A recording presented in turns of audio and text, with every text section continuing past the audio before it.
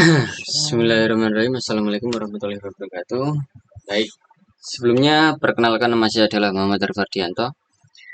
Saya adalah salah satu mahasiswa dari Universitas PGRI Banyuwangi, Sekolah Tinggi Ilmu Komputer yang berada di Banyuwangi. Dan pada kesempatan kali ini saya akan jelaskan mengenai integrasi antara aplikasi Office yang merupakan Microsoft ya, dari perusahaan Microsoft. Baik, akan kita mulai. Terdapat beberapa aplikasi atau software yang diproduksi oleh perusahaan Microsoft, yang salah satunya adalah Microsoft Word atau pengelola kata, dan kemudian Microsoft PowerPoint untuk pengelolaan presentasi, dan Microsoft Excel untuk pengolahan angka. Adapun e-book, dan itulah beberapa software yang ada dalam Microsoft atau yang diproduksi oleh perusahaan Microsoft. Baik, akan kita lanjut. Dan pada kali ini kita akan mempelajari dulu apa itu Microsoft Word. Dan inilah bentuk tampilan dari Microsoft Word itu sendiri. Jendela editor Microsoft Word. Di sini terdapat beberapa komponen. Ada Quick Access Toolbar, Title Bar, Ruler atau penggaris, atau Help itu bantuan, kemudian Status Bar, Dokumen Area, View Button, dan Zoom Control. Dan di sini kurang lebih saya akan menjelaskan satu per satu mengenai fitur yang tersedia dalam aplikasi tersebut. Microsoft Word, perbedaan menu, ribbon, dan grup. Baik. Di sini terdapat 3 poin utama, yaitu adalah menu, grup, dan ribbon. Dan kita bisa membedakannya melalui border yang sudah tertera di dalam layar ya. Kalau yang dinamakan menu ini adalah yang berborderkan hitam ini. Yang ini ya, ini yang dinamakan menu. Dan di dalam menu itu ada file, homes, insert, design, layout, reference, dan lain-lain. Dan terdapat ribbon ya. Ribbon ini adalah isi dari menu tadi ya. Contohnya kita klik menu home dan muncullah beberapa fitur seperti ini. Kemudian ada grup-grup, itu adalah merupakan grup atau beberapa fungsi yang memiliki hampir sama kegunaan dan dia disatukan dalam satu grup. Contohnya adalah sebagai berikut, adalah grup ini adalah ada untuk mengedit teks, dia terdapat ini untuk mengganti jenis font, dan terdapat font size ya, dari 8 bisa diperbesar sampai yang paling besar, dan ini adalah ukurannya. Kalau ini untuk memperbesar, kalau ini untuk memperkecil. Dan B ini untuk bold, italic, dan U ini adalah underline atau garis bawah. Dan yang ABC ini adalah garis tengah untuk menggarisi teks tersebut, dan X dengan 2 di bawah ini adalah angka pangkatnya. Angka pangkat cuma berada di bawah, sedangkan yang ini adalah angka pangkat yang berada di atas. Dan ini adalah font 3 dimensi, dan ini untuk mengatur warna. Ya, kurang lebih seperti itulah penjelasan dari menu, ribbon, dan group. Baik, kita lanjut. Menu home. Menu home sendiri terdapat setidaknya yaitu terdapat 8 menu. Terdapat file, home. Oh, maaf. Dan kali ini kita masuk ke dalam menu home ya. Di situ terdapat clipboard. Terdapat clipboard di sini. Fungsinya adalah clipboard ini untuk copy paste, untuk mengcopy, misalkan kita mengambil teks dari beberapa browser dan kita kopas dan dia akan disusun di sini. Dan kemudian ada font. Font ini tadi masuk ke dalam ribbon ya. Ya ini merupakan ribbon. Maksudnya ribbon itu beberapa fungsi terus dia dikelompokkan gitu loh agar kita tidak bingung. Kalau ini merupakan ribbon untuk Kopas, kalau ini untuk mengatur font, kalau ini untuk mengatur paragraf gitu. Maksudnya ribbon itu adalah beberapa fungsi dan dia dikelompokkan menjadi satu bagian agar kita lebih mudah memahaminya. Dan kemudian ada font yang sudah saya jelaskan tadi, kemudian ada paragraf, di sini ada numbering ya. Numbering itu bisa kita menggunakan list, di sini terdapat list. Di sini ada number, di sini ada apa yang namanya number, kemudian dia masuk. Kemudian di sini ada rata kiri, rata tengah untuk meratakan teks, rata kanan, dan ini terdapat rata kanan kiri. Dan ini adalah untuk mengatur spasi yang di bawah, spasi yang di bawah kita. Kemudian ini terdapat border untuk masuk border. Dan kita masuk ke dalam styles. Ini adalah heading ya. Heading satu itu untuk itu ntar untuk masuk ke dalam penjelasan lebih jelasnya. Ini ada hubungannya dengan navigate ya, ada hubungannya dengan view. Maksudnya heading satu itu judul satu, kemudian dia ada heading 2 nanti masuk sampai seterusnya. Dan kemudian editing ini untuk menambahkan beberapa edit yang kita perlukan. Ya itu tadi ya. Kemudian masuk ke menu insert. Di menu insert digunakan untuk menyisipkan objek ke dalam dokumen berupa objek gambar, tabel, shape, karakter spesial, dan link ke file yang berada di luar dokumen dan ke internet. Dan kita masuk ke dalam menu insert. Insert ini adalah menu yang bisa kita sisipkan beberapa grafis seperti tabel, gambar, atau shapes itu tadi ya, atau simbol. Dan ini terdapat ribbon text ini untuk mengatur halaman ya, overpack ini, kemudian blank pack ini untuk menambahkan halaman baru. Maksudnya dia menginsertkan halaman baru. Dan pakai break ini untuk membreak suatu halaman tersebut. Kemudian ada insert tabel, kita bisa menginsertkan atau memasukkan tabel ke dalam Microsoft Word untuk membuat tabel. Kemudian ada pictures, ada maaf. Kemudian ada picture ya. Ini untuk gambar, clip art ini untuk seni klip, dan shape untuk beberapa bangun ruang atau bangun datar dan seterusnya seperti itu. Kemudian ada screenshot untuk screenshot gitu. Kemudian ada hyperlink ini untuk menyambungkan beberapa, seperti hyperlink ini kita bisa menghubungkan untuk URL dari browser. Kemudian ada header dan footer. Header dan footer ini kita gunakan untuk memberikan header. Biasanya kalau surat ataupun beberapa dokumen kan mempunyai header dan footer, kita bisa masuk insert, kemudian kita pilih ribbon yang ini.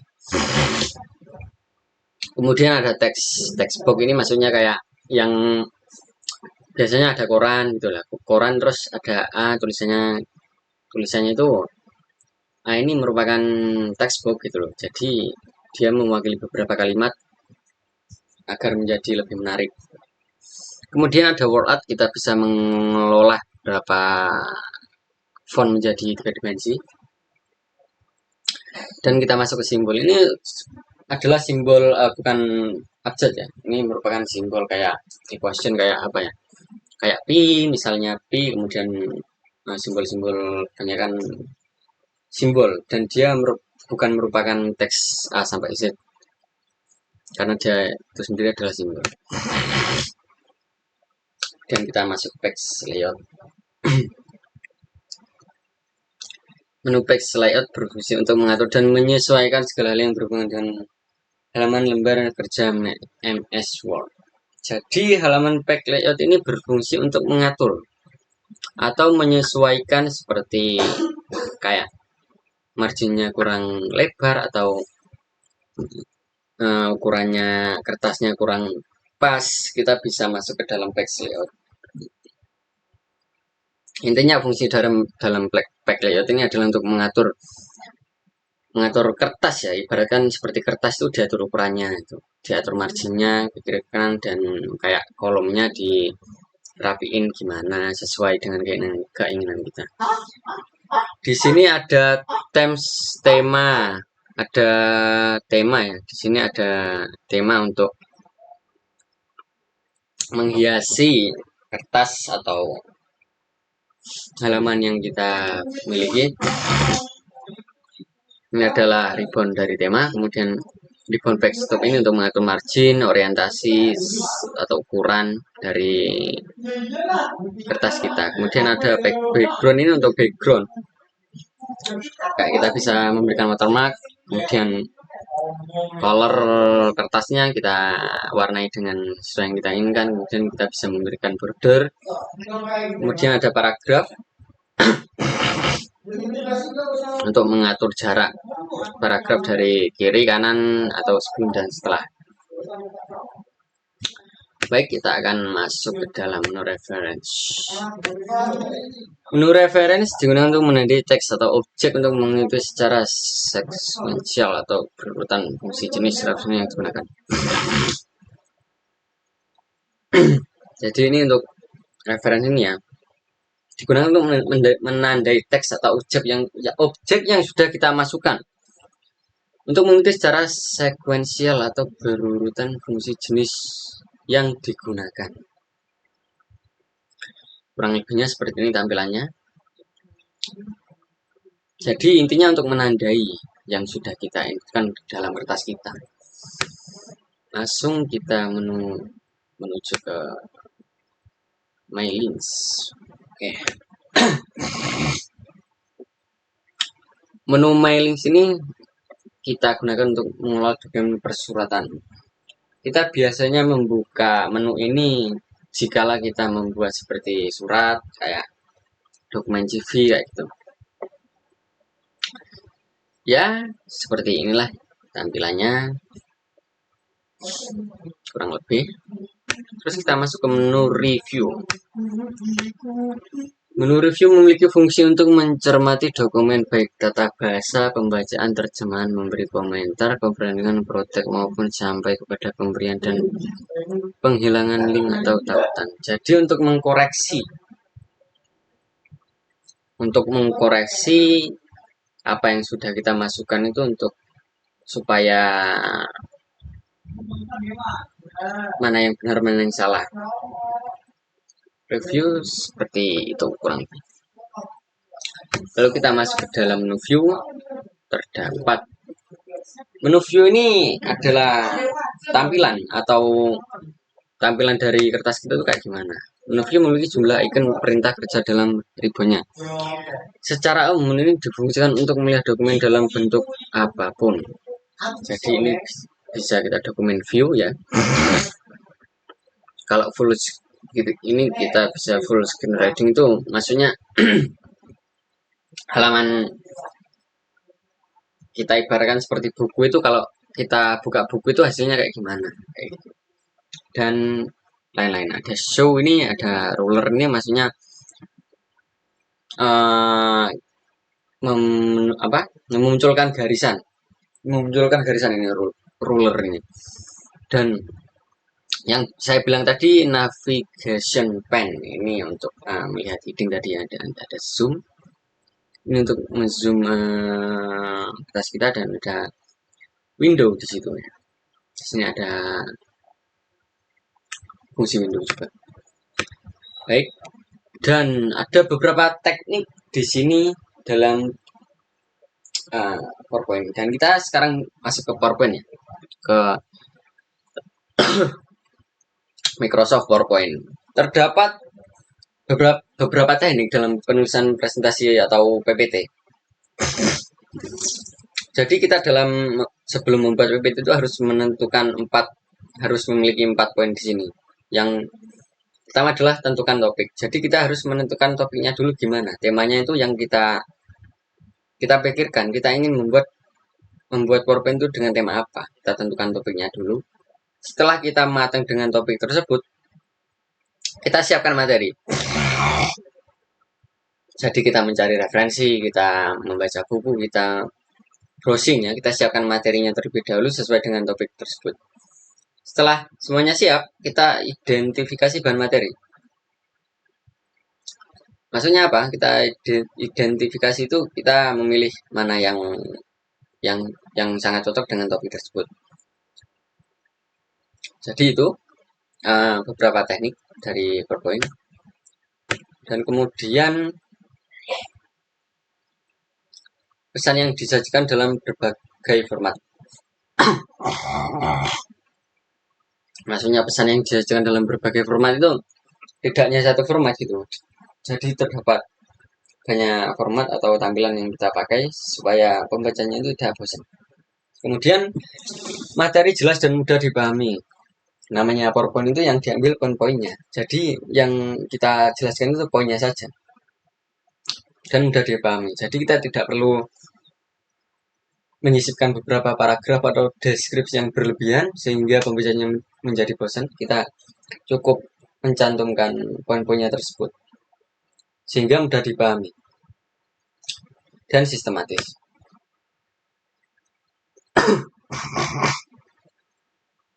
Dan sini tips pembuatan presentasi, yaitu pilih jenis font, pilih jenis huruf atau font ya. Ini harus sesuai dengan tema, Jangan nanti temanya, misalkan temanya kita yang tema baku untuk presentasi di sebuah perusahaan. Nah, kita malah menggunakan font yang berjenis kayak Latin gitu. Nah, itu kan tidak cocok dengan tema kita. Jadi kita harus pilih jenis font yang sesuai. Kemudian 2, gunakan variasi warna, gambar foto atau animasi atau video. Nah, ini yang namanya PowerPoint itu harus mempunyai beberapa varian seperti yang sudah saya sebutkan tadi agar terlihat menarik gitu. Jadi ini yang poin kedua, ini gunakan variasi warna, gambar foto atau animasi dan video. Dan yang ketiga adalah ada tampilan frame yang ditulis jangan melebihi ukuran 16 kali 20 cm. Jadi jangan melebihi ukuran ini ya. Nanti kalau tampilannya melebihi jadi agak terkesan kurang rapi kayak gitu. Dan yang keempat, usahakan dalam satu slide atau frame tidak membuat lebih dari 18 baris teks. Jadi jangan terlalu banyak baris dalam satu slide itu atau frame atau satu halaman. Maksudnya satu halaman. Itu jangan lebih dari 18 baris. Nanti kalau lebih dari 8 baris kayak terlihat ibaratnya itu rencep-rencep gitu. Ngeresek gitu ibaratnya. Jadi kalau bisa jangan lebih dari 18 baris teks. Kemudian yang kelima adalah dalam satu frame usahakan hanya berisi satu topik atau subtopik pembahasan. Maksudnya gimana? Satu slide itu atau satu halaman itu berisikan satu topik saja, jangan campur-campur. Nanti misalkan kita masuk ke dalam, kalau PowerPoint kan pertama kan slide pembukaan ya, kayak memperkenalkan diri. Kemudian kita masuk ke dalam pembahasan. Di dalam materi pembahasan ini kita malah satu halaman ini kita menjelaskan beberapa topik. Nah, itu jangan. Kalau bisa satu slide ini atau satu halaman ini terdapat satu topik saja. Gitu. Maksudnya kita ambil contoh. Nah, dalam slide kedua terdapat pembahasan misalkan akuntansi. Kemudian ada pembahasan jurnal. Itu jangan. Jadi satu saja topiknya itu loh. Kemudian untuk selanjutnya baru kita ganti gitu. Kurang lebih seperti itu sih. Kalau yang poin keenam beri judul pada setiap frame atau tampilan. Jadi pada setiap slide itu kita beri judul, kayak misalkan slide kedua topiknya pengertian akuntansi. Kemudian slide ketiga macam-macam akuntansi kayak gitu. Jadi kita beri judul. Jangan tiba-tiba akuntansi adalah gini gini gini. Jangan. Kemudian yang ketujuh adalah menerapkan konsep compositional thinking, dan yang kedelapan adalah memperhatikan komposisi warna, keseimbangan tata letak, keharmonisan, dan kekontrasan pada setiap tampilan. Jadi kita harus memperhatikan pada poin ke-8 ini ya. Komposisi warna, jangan kalau temanya gelap, misalkan temanya kita warna tema yang kita buat adalah gelap ya. Nanti kita malah kasih warna pink terus Tosca kan ya nggak cocok gitu loh. Jadi komposisi warna itu harus sesuai dan keseimbangan tata letak. Nanti ada, kalau masalah tata letak ini kita harus menyesuaikan juga. Nanti ada yang pas di tengah, kemudian ada yang melenceng ke pojok kanan, ada yang melenceng ke pojok bawah. Jadi harus seimbang dan keharmonisan, kekontrasan pada setiap tampilan tadi ya. Maksudnya kekontrasan tadi ya warnanya tadi harus seimbang dan kontrasnya jangan berlebihan. Dan backgroundnya harus simple. Ya nggak harus simple sih. Maksudnya jangan terlalu banyak. Kalau untuk background itu jangan terlalu banyak apa ya, kayak gambar-gambar yang tidak sesuai gitu loh. Kalau bisa backgroundnya simple saja. Kemudian ciri-ciri template presentasi yang baik dan layak. Template yang memberi ruang luas, warna yang harmonis, paduan yang ada dengan warna template, layout yang baik, tema dan template sesuai dan kreatif. Ini adalah ciri-ciri. Kalau pembuatan PowerPoint Anda sudah memenuhi ciri-ciri di sini, maka PowerPoint Anda sudah dikatakan cukup baik. Kemudian ada slide yang baik, satu slide satu pesan yang tadi ya, satu slide satu topik sederhana, kemudian slide mudah digunakan. Perkuat penjelasan bukan mengulang pesannya. Nah ini, perkuat penjelasannya itu kita menguatkan bahwa definisi sesuatu itu harus kita kuatkan. Maksudnya kuatkan itu kita bukan diperdalam, gimana ya? Kita kuatkan definisinya gitu loh, jangan mengulang pesannya. Jadi satu definisi saja, cuma dia jelas. Jangan misalkan akuntansi adalah ini kemudian dia begini lalu kemudian, nah jangan gitu. Kemudian teks ringkas dan hindari bullet. Kita masuk dalam Microsoft Excel adalah yang dari ketiga tadi ya. Kita masuk ke dalam Microsoft Excel. Ya kurang lebih seperti inilah tampilan dari Microsoft Excel. Kita masuk. Oh,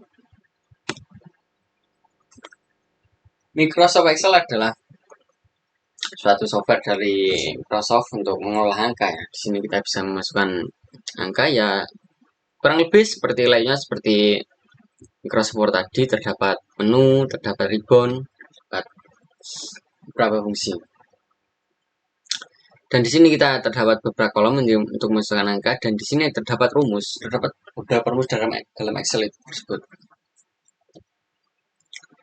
Dan e-book. Aduh, maaf. Dan kita masuk ke e-book. Jenis e-book berdasarkan format.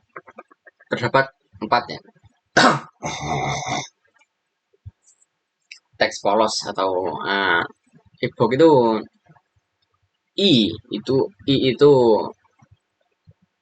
e-book itu maksudnya buku apa ya, buku dalam dunia digital gitu loh, kayak email gitu loh. Kalau di sini e-book terdapat empat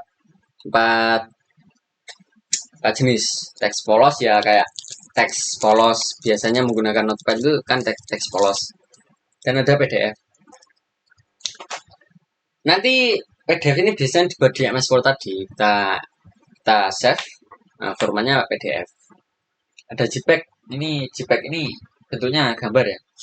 Dan kemudian HTML ini bentuknya di dalam browser menggunakan bahasa HTML. Seperti itu.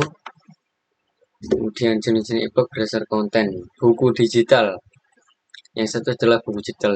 Jenis buku ini adalah yang paling tradisional. Biasanya jumlah halamannya ada ratusan dan isinya persis dengan buku-buku kertas. Kemudian ada manifesto, halaman kurang dari 100 halaman. Topik yang ada dalam ebook ini hanya satu.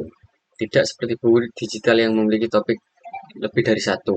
Jadi sudah bisa membedakan ya antara buku digital dan manifesto. Kalau buku digital itu mempunyai topik lebih dari satu, kalau manifesto cuma satu topik itu. Perbedaannya cukup jelas. Kemudian konten arsip jenis ini sebagai blogger atau webmaster untuk pengunjung untuk datang ke blog atau webmaster. Dan itu tadi presentasi dari saya mengenai Microsoft Word, aplikasi Microsoft Word, PowerPoint, dan Excel. Kurang lebihnya saya mohon maaf. Wassalamualaikum warahmatullahi wabarakatuh.